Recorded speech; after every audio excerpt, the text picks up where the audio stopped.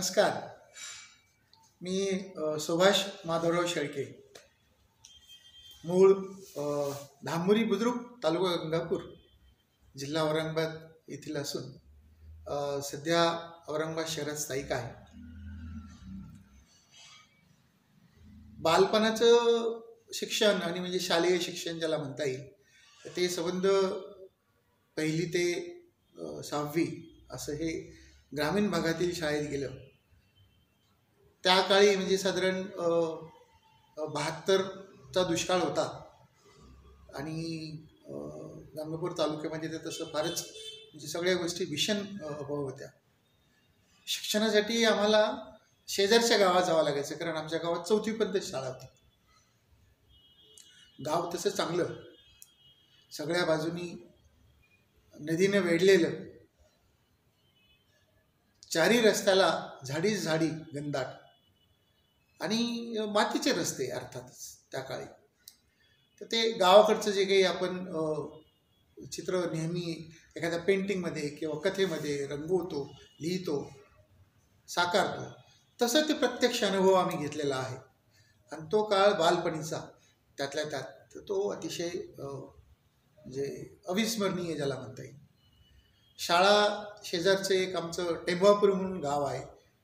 त्या गावात आम्ही साधारण 5वी ते 6वी असं 2 वर्ष शिकलो आणि 7वीला म्हणजे 1973ला मी औरंगाबाद शहरात आलो पुढील शिक्षणासाठी.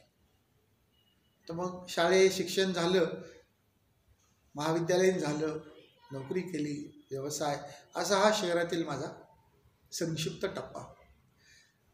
शालेय शिक्षण झालं, ती शाळा माझी श्री शिवाजी हायस्कूल गुलमंडी, अतिशय सुंदर शाळा. म्हणजे त्या काळी नंबर 2ची शाळा असं त्याची ख्याती होती.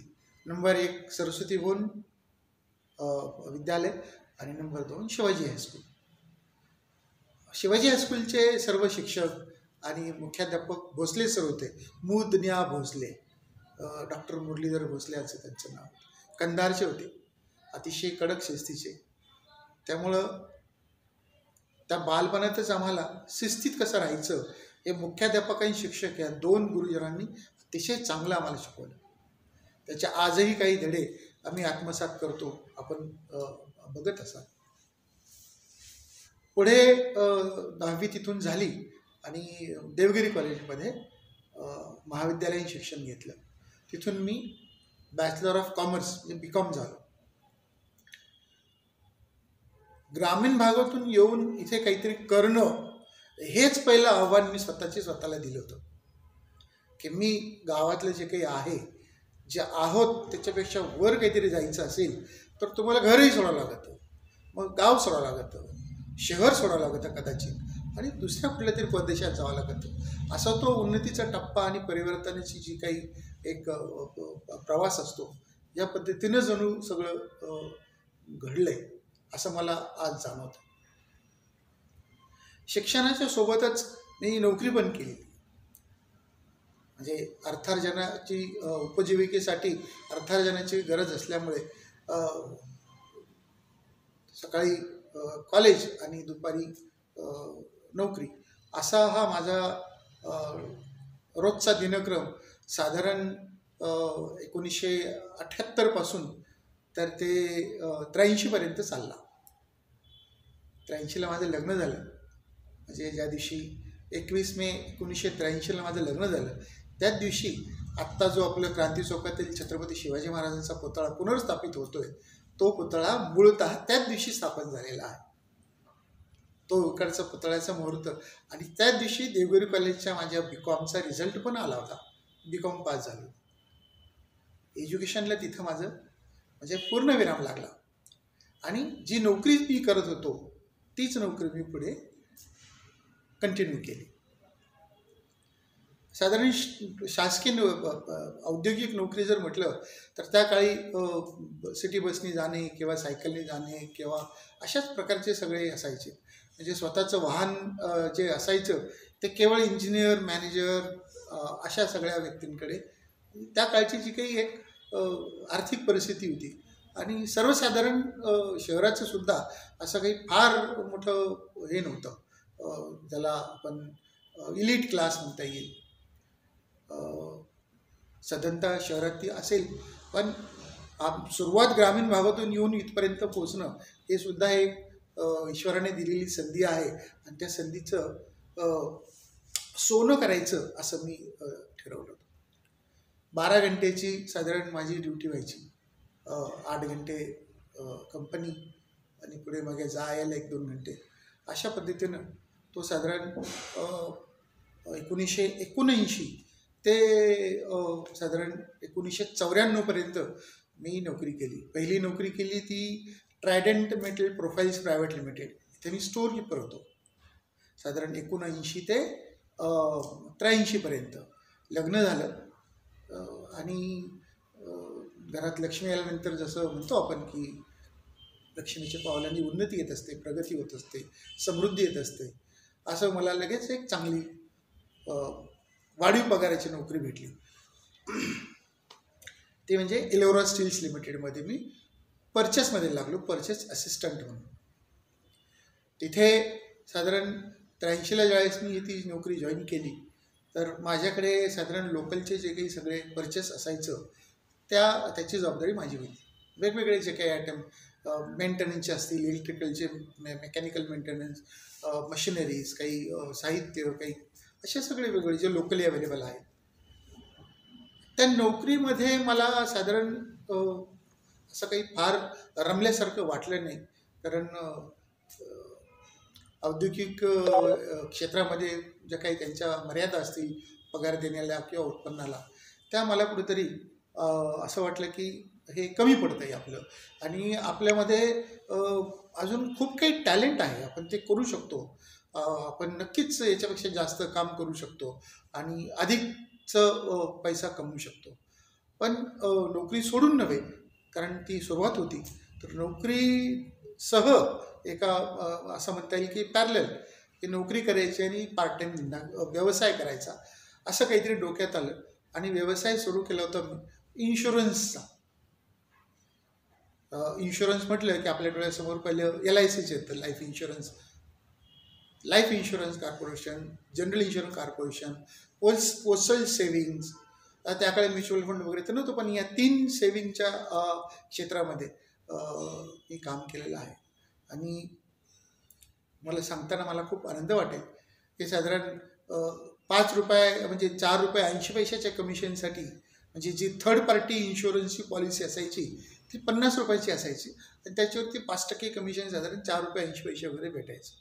तेवढ्यासाठी एखाद्या कस्टमरकडे, ओळखीच्या माणसाकडे सकाळी जाणे, त्याच्याकडून ती जुनी पॉलिसी घेणे, इन्शुरन्स कंपनीमध्ये जाणे, त्याचे पैसे भरणे, त्याची पावती घेऊन पुन्हा त्या कस्टमरकडे पावती देणे, त्याच्यानंतर पॉलिसी यायची, मग पुन्हा पॉलिसी द्यायला जाणे.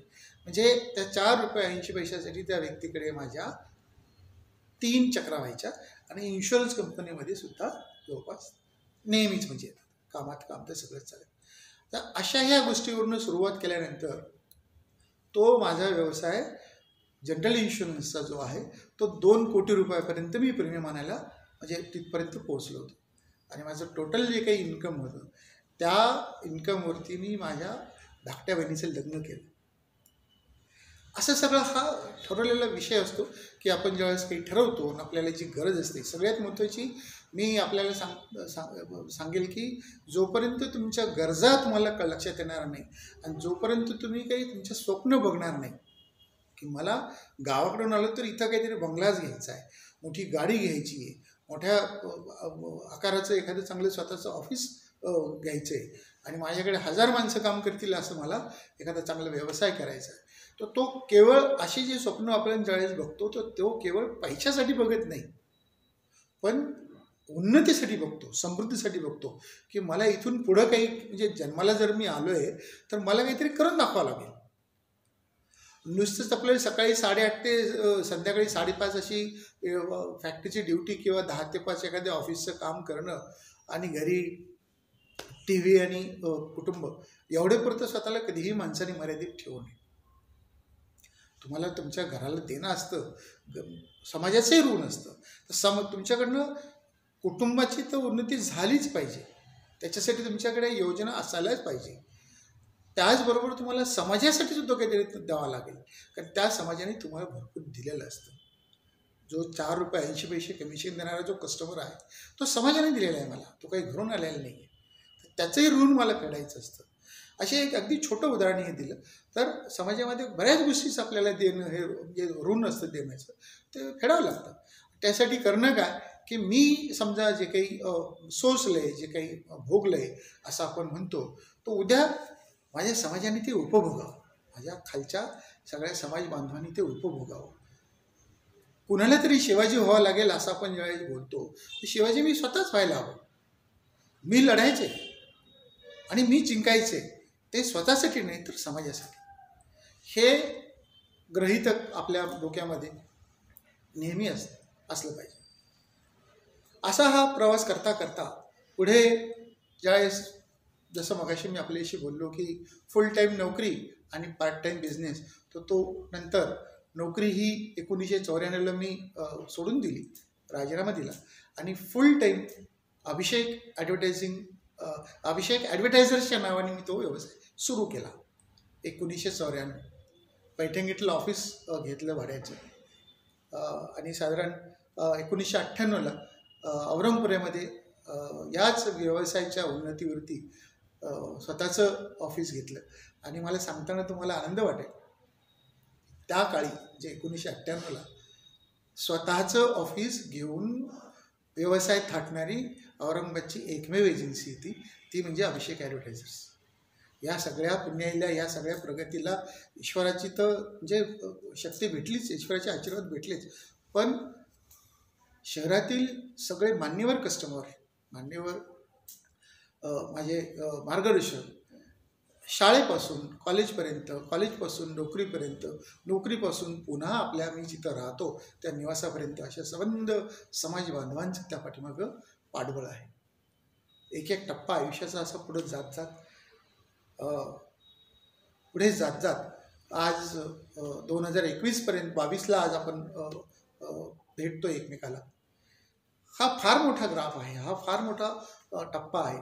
याच्यात अनेक म्हणजे खडेगोटे आहेत, काटे आहेत, चढ उतार आहेत, पण ह्या सगळ्या गोष्टी म्हणजे माझ्यासाठी मी स्वतःला समजतो की ते लेसन्स आहेत, धडे आहेत.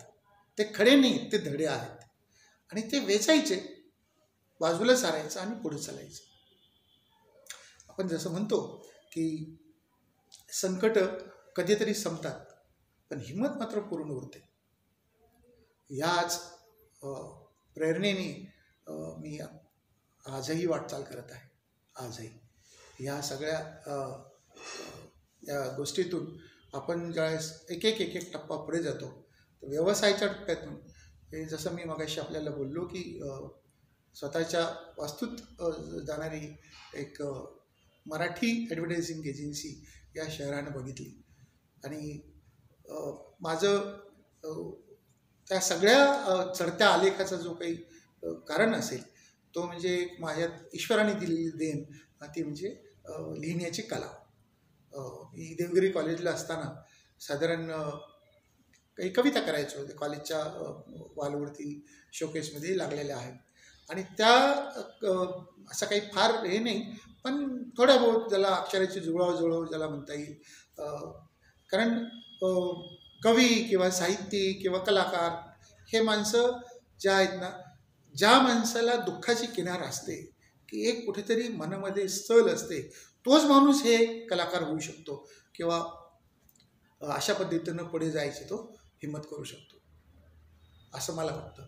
आणि हे माझं ठाम विश्वास आहे या गोष्टीवर. असंच पुढे चालत व्यवसायामध्ये बरेच म्हणजे व्यवसायाच्या बऱ्याच क्षेत्रामध्ये क्षितिजावरती मी या सगळ्या गोष्टीला विस्तारित केलं. म्हणजे जसं वर्तमानपत्राच्या जाहिरातीपासून तर screen printing, offset printing, flex printing, hoardings, गॅन्ट्रीज.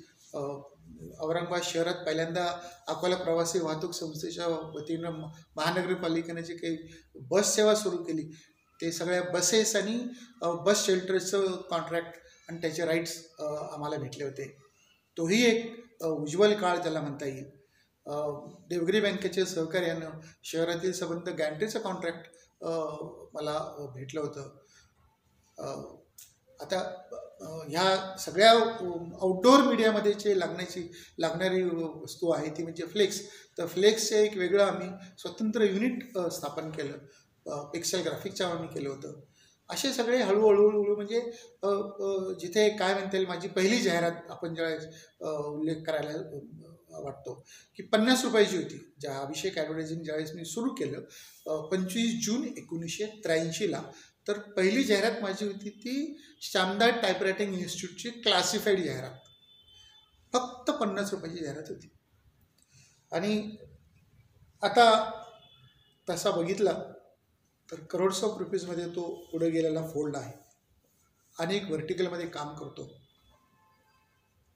अशा सगळ्या गोष्टीची अगदी सूक्ष्म माहिती करण्यात गेलो तर आपला बराच वेळ जाईल. पण ढोबळ म्हणायचा जर आपण त्याचा विचार केला तर शून्यातून आपण ज्यावेळेस विश्व म्हणतो तर ते वाक्प्रचार, तो म्हण 100% मला लागू होते, यात अजिबात काही शंका नाही. मला असं वाटतं की ह्या शहराला आणखी अशा चांगल्या चांगल्या ॲडव्हर्टायझिंग एजन्सीची फार मोठी गरज आहे. आज आम्ही प्रोझॉन मॉल येथे स्वतःच्या वास्तूमध्ये स्थलांतरित झालेलो आहोत गेल्या 2019लाच. आणि आता माझा मुलगा अभिषेक हे सगळं प्रस्थ सांभाळतोय मोठ्या यशस्वीपणाने.